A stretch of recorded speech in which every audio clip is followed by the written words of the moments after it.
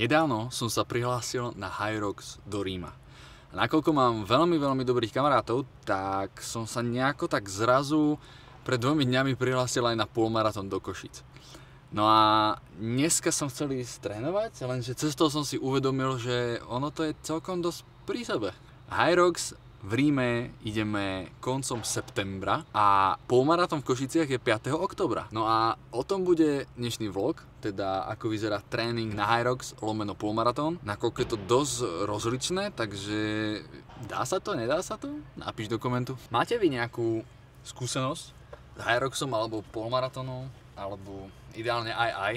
Lebo ja osobne som prvý polmaratón bežal tento rok v júni v Bystrici. Mal som 1:30 čas, nakoľko celý život som vždy trénoval a makal na oveľa kratšie veci, lebo ja sa komfortne proste cítim, ak nejaká tá session trvá proste, že 20-30 minút. Ten polmaratón je pre mňa fakt dlhý, aj keď viem, že jasné, keď niekto beháva triatlony a Ironmany, že polmaratón je nič a je to ľahké. Pre mňa je to ťažké, lebo je to strašne dlhé a baví ma to, lebo je okolo toho dosť taký boom teraz, že je to cool behať polmaratóny a maratóny a súhlasím, extrémne ma to bavilo, takže za to som sa prihlásil aj do Košíc. Len ma nebaví tá cesta k tomu, ten tréning. Tie tréningy sú proste dlhé a ja som skôr taký výbušnejší, akčnejší, proste ak mám niečo robiť, tak 20 minút a radšej intenzívne a stačí mi to. Takže chystať sa na Hyrox, ktorý je proste hodinu a viac, a chystať sa na polmaratón, ktorý je hoďka a pol v mojom prevedení, alebo možno rýchlejšie, neviem, je celkom masaker. No ak ťa zaujíma príprava na Hyrox a zároveň na polmaratón, začínam na dráhe, kedy pôjdem tempové úseky. Bude to na úrovni anaerobného prahu. Z3, cca také proste stredné tempo. V podstate to bude tempo, ktorým pôjdem polmaratón a prakticky aj Hyrox, alebo teda dúfam, že to bude dosť blízko neho. Pôjdem konkrétne 2000, potom bude 1,5 minúty pauza, potom 1800, 1600, 1400, 1200 a 1000. Čiže ak dobre počítam, tak 6 úsekov. Prvý je najdlhší, posledný je najkratší. A v takom strednom tempe. To bude taká prvá session a následne sa potom presúvam do gymu, kde ma čaká aká silová časť a zakončíme to akým finisherom. V podstate to bude veľmi podobné ako cvičenia na Hyroxe. V podstate to budú cvičenia z Hyroxu, ale tak trošku upravené. Aj sa ti chce, lebo celé do obede som v podstate pracoval a som sa fakt tešil, že vybehnem, ale zároveň, ak viem, čo ma čaká, tak viem, že ma to bude boleť a že fakt sa mi nechce. Poznáš ten pocit? No a zamyslel som sa, že vlastne jak ten tréning by mal alebo nemal vyzerať. Lebo Hyrox je v podstate kombinácia 8 km behu s silovými cvičeniami, ktoré sú aj že s vlastnou váhou, ale aj sú tam cvičenia, napríklad keď sa tam ťahajú a tlačia sa ne, tak tam ide akože fakt, že maximálne úsilie, lebo tá váha je tam fakt ťažká, čiže je to taký veľmi zvláštny mix silového tréningu s veľa behu, relatívne veľa behu. Pre mňa je to celkom dosť. Ak by si chcel by the way viac videí skrz moje prípravy alebo ako celkovo sa pripravovať na nejaké bežecké disciplíny alebo nejaké teoretické rady, tipy o behu alebo konkrétne tréningové plány, tak dole v popise máš odkaz na moje Hero, kde sa týmto všetkým veciam venujem, ale zároveň je to aj taký myšmaš silových vecí, lebo však aj ten Hyrox je taká kombinácia behu a sily, takže nie je to iba o behu, ale je to naozaj taká kombinácia lifestyleu, silových vecí. Proste čo ma baví, to robím. Ale zväčša je to orientované na tie bežecké veci a aj tie tréningové plány sú orientované na beh, teda sú to bežecké tréningové plány.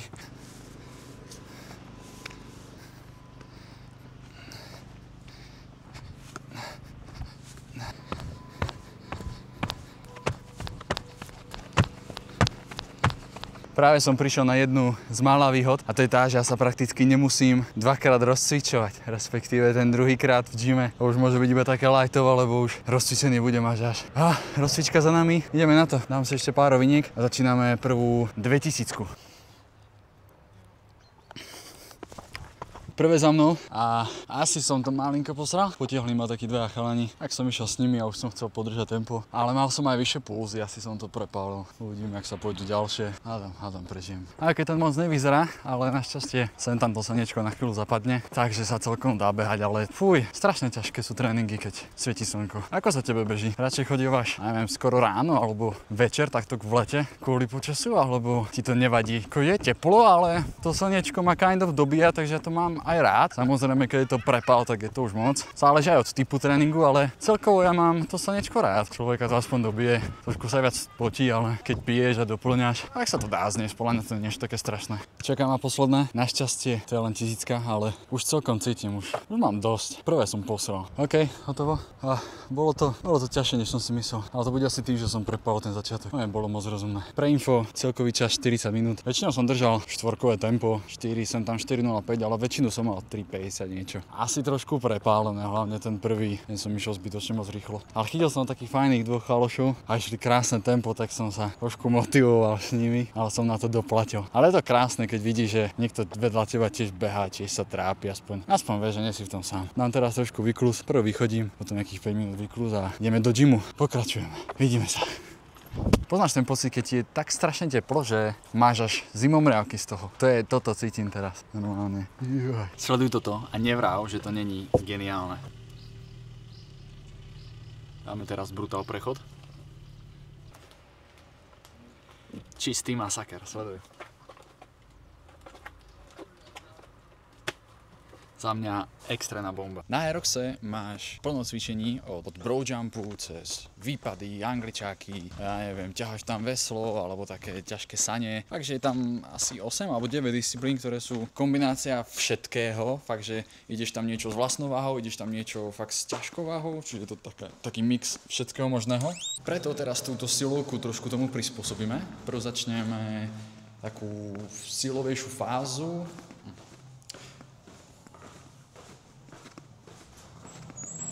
Dneska začneme silovejšiu časť, tam pôjdeme jednonožné hip thrusty, jednonožné deadlifty. Tie budú trošku možno ľahšie, predsa tie nohy majú celkom dosť, ale trošku ťažšie pôjdeme z hyby a tlaky s veľkou činkou nad hlavou. To bude také hlavné silové cvičenia, plus k tomu ešte pull-off press bude doplnkový. No a tá druhá časť bude tá intenzívna a to bude taká alternatíva k tomu Hyroxu. A vybral som 3, respektíve 4 cvičenia.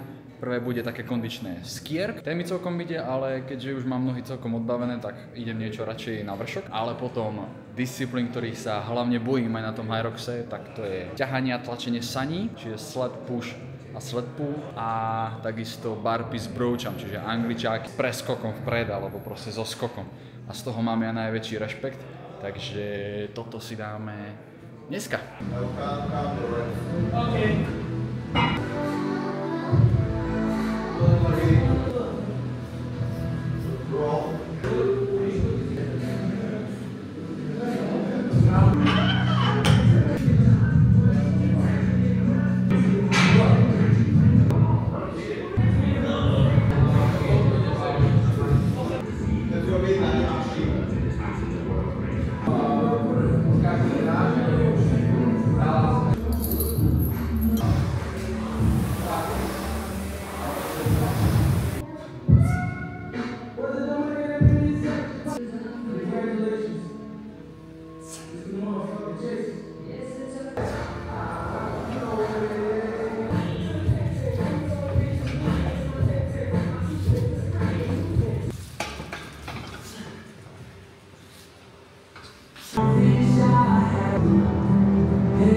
Máme za sebou ťahanie saní, tlačenie saní, obe som šiel na 4 série po 20 metrov, 120 kg, to tlačenie je OK, ťahanie nie je OK.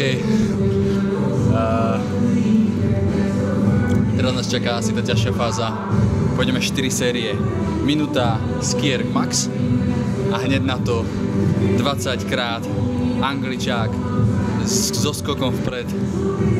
A potom 2 minúty pauza, čiže skierk, angličaky na max, 2 minúty pauza, toto 4 krát. Držte palce, ideme do finišu.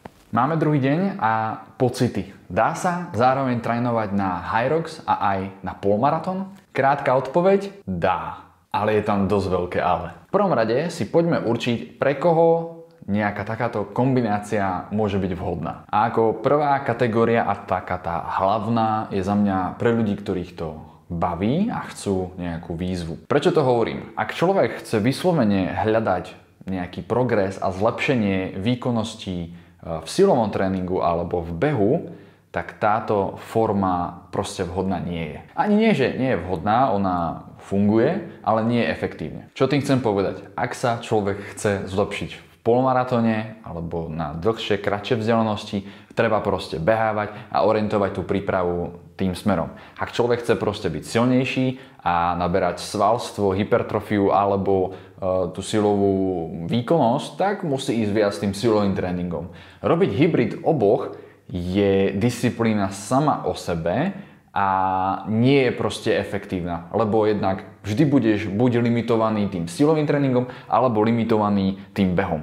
Napríklad včera som bol behať tie tempáče a hneď po nich som bol cvičiť. To je vyslovene high rocks. Čiže v podstate som skombinoval prv ten beh, čiže ten polmaratón, nejaké dlhé tempáče a potom som išiel ten silový tréning. Na tom silovom tréningu som nebol schopný podať takú výkonnosť, teda ten tréning nebol tak efektívny, ako keby som ho robil sám zvlášť. Zároveň, keby som to otočil a išiel prv cvičiť a potom behať, tak potom ten beh by rovnako tak nebol tak efektívny v tom tréningovom procese, ako keby ho idem robiť samostatne. Preto robiť tú kombináciu je strašne ťažké, strašne náročné a ak človek do nej chce ísť, tak za mňa to musí byť neskutočne presne vymakané a neskutočne trafená celá tá forma toho procesu, aby to celé malo zmysel a aby som sa nejako v rámci možností efektívne zlepšoval a posúval. Lebo tá intenzita tých tréningov je strašne veľká, objem celkový tých tréningov je strašne veľký